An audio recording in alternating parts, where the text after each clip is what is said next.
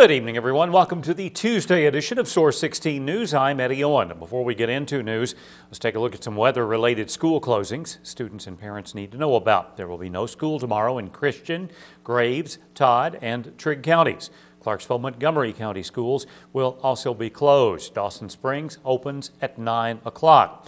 And here's some other cancellations and postponements. The Hopkinsville Code Enforcement Board meeting, scheduled for 5:45 tonight, canceled. The 8th grade boys basketball regional tournament final to be played at Graves County Middle School this evening between Heath and North Marshall Middle Schools has been postponed.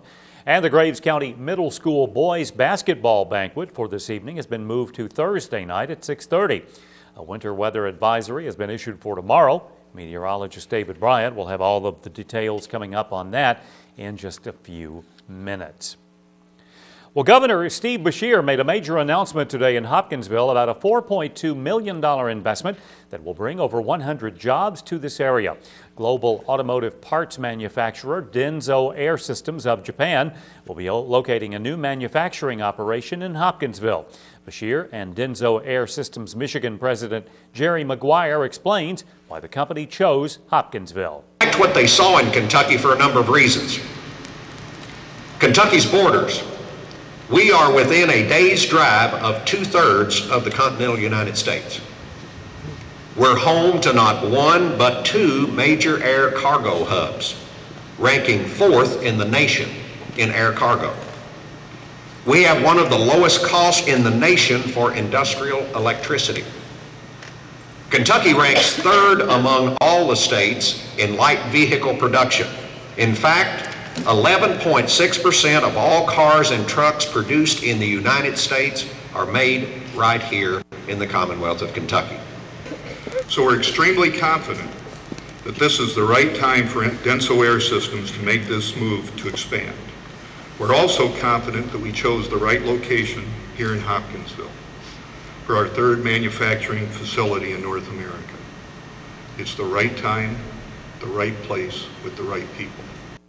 The Japanese-owned company plans to have the new Denso Air Systems facility operational by mid-summer 2011. In addition, Denso officials say the local facility will manufacture aluminum pipes, tubes, and hoses for the automotive industry. Meanwhile, Christian County Fiscal Court this morning unanimously approved a $150,000 loan to the Hopkinsville Industrial Foundation. According to Christian County Judge Executive Steve Tribble, the loan will go towards repairing the future side of the Hopkinsville Denso Air Systems facility off Frank Yost Road. Meanwhile, Fiscal Court also approved resurfacing 2 state roads, Kentucky Highway 287 and Kentucky 1843. In addition, magistrates approved payment request worth over $51,000 for renovation work at the A.W. Watts Senior Center and renovation work worth over $13,000 at the Alhambra Theater. Fiscal Court also approved a yearly agreement between Fiscal Court and Crime Stoppers. A native Kentuckian and Lexington attorney who was running in the May primary for the Secretary of State seat stopped by our studios yesterday before she went to speak at the Women's Democratic Club. Mason County native and lifelong Democrat Allison Lundergan Grimes talked about why she decided to run for Secretary of State. I think now is the time for a new generation that's proud of its heritage and dedicated to the faith of our ancestors to take the reins, for fresh leadership and energy and enthusiasm for the Kentucky we all love. I think it is time for someone who has experience with the Office of Secretary of State and ideas to move it forward so that our talented youth don't have to leave their families but rather stay here in Kentucky and make it their home, to have the opportunity to take the role of Secretary of State. Grimes stated that Secretary of State Trey Grayson has done a great job and laid a fabulous foundation, and she'll look to build on that. As Kentucky's next Secretary of State, I believe we must preserve, protect, and promote all citizens' right to vote. With so many Kentuckians serving on active military duty, I believe that those who risk their lives for us on the battlefield must have their voice protected at the ballot box, ensuring that all of our men and women in uniform not only have access to vote, but that their votes are counted will be a priority for me. Further, I believe that no eligible voter should ever be afraid to cast their vote. I think we must protect the privacy of domestic violence victims by allowing them to list the Office of Secretary of State as their residents on public voter registration rolls. The Office of Secretary of State, I think you must also serve as an ambassador to business. As an attorney, I work with the office regularly and know how we can make it better. I will make the office a one-stop shop for economic development and encourage businesses to come here to Kentucky. This means more jobs and a brighter future for Kentucky and its citizens. She says her campaign is on their Ready to Listen and Ready to Lead tour, and she's happy to be able to tour all 120 counties and looks forward to meeting each of the citizens in those counties. Lundgren Grimes' father is former state representative and chairman of the Kentucky Democratic Party, Jerry Lundgren. The former state representative is also close personal friends with former President Bill Clinton and is his Kentucky contact. All Oak Grove City departments will see a 15% cut in their budgets for 2011-2012. That's what Oak Grove Finance Director Sandra Harrison told city officials in today's Oak Grove Budget Committee meeting. The budget cuts are required to help fund a new library in the Oak Grove Community Center, which is expected to have its grand opening next week. All departments are expected to have their budgets completed and will present them to the committee next week. Well, the Mayfield Police Department is holding a meeting tonight for residents in the Belmead subdivision, Berry Drive area. Police Chief Barry Rice said the department is in the process of revamping their Neighborhood Watch program. The meeting will be held in the council chambers at City Hall tonight at 7. Other citizens interested in starting a Neighborhood Watch program should contact the Mayfield Police Department at 247-1981. A flight bringing home 3 Fort Campbell soldiers from their year-long deployment has been postponed. Flight 75026 was originally supposed to land this afternoon at the local post at 3:35. It has now been rescheduled for 11:15 tonight. According to Fort Campbell officials, it's a strategic air flight, which typically carries less than 15 passengers. For any last-minute flight changes, check out Fort Campbell's website, campbell.army.mil. Go to the Families category and then click on Welcome Home Ceremonies. Residents in Callaway County are mourning the loss of one of their own. Callaway County native and Knoxville broadcaster, 92-year-old James A. Dick Sr., died following a long illness.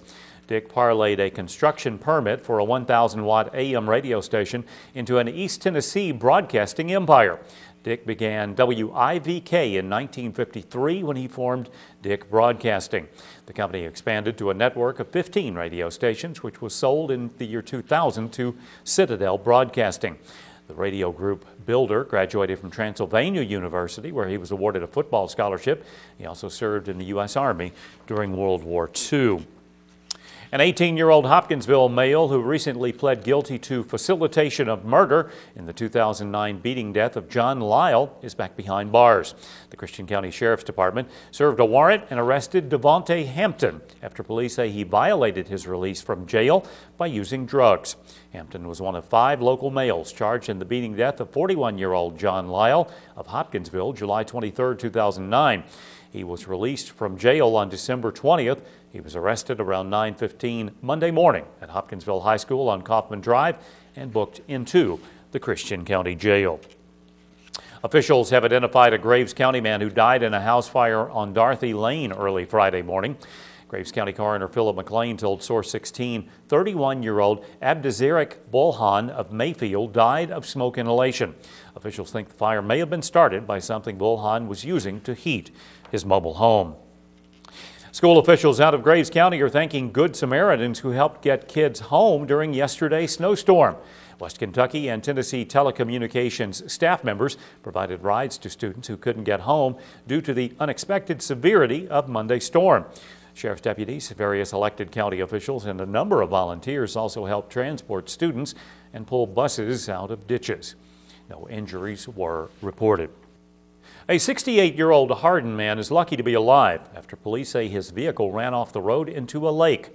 A Marshall County Sheriff's Department report released today says 68-year-old Robert Estes of Hardin was driving on Kentucky 402 Friday when at the Jonathan Creek Bridge he heard a pop and the steering wheel jerked to the right. The vehicle then went down the road, or left the road, went down an embankment and ran into the lake where it completely submerged in the water. Police say Estes was able to free himself from the vehicle and he swam to shore. He was transported by ambulance to Marshall County Hospital where he was treated for injuries. Well, they became popular for being environmentally friendly. But newly released lab results show that a number of reusable shopping bags contain dangerous amounts of lead. Your Source 16's Michelle Herron with more. Health at risk. That's what many people are asking after the Center for Consumer Freedom released lab results showing that many retailers' reusable shopping bags contain excessive amounts of lead. Lead can build up slowly in your body over time. Eventually that can lead to lead poisoning, and that can lead to problems with growth and development, behavior problems, learning disabilities, things like that. In severe cases it can lead to coma and even death. Testing bags that were constructed from non-woven polypropylene, which is the most commonly used material in reusable grocery bags. The material is typically made in China and can be produced in a variety of ways, with or without the toxic heavy metal. National chains like CVS, Walgreens, and Piggly Wiggly were among those selling reusable bags containing high levels of lead.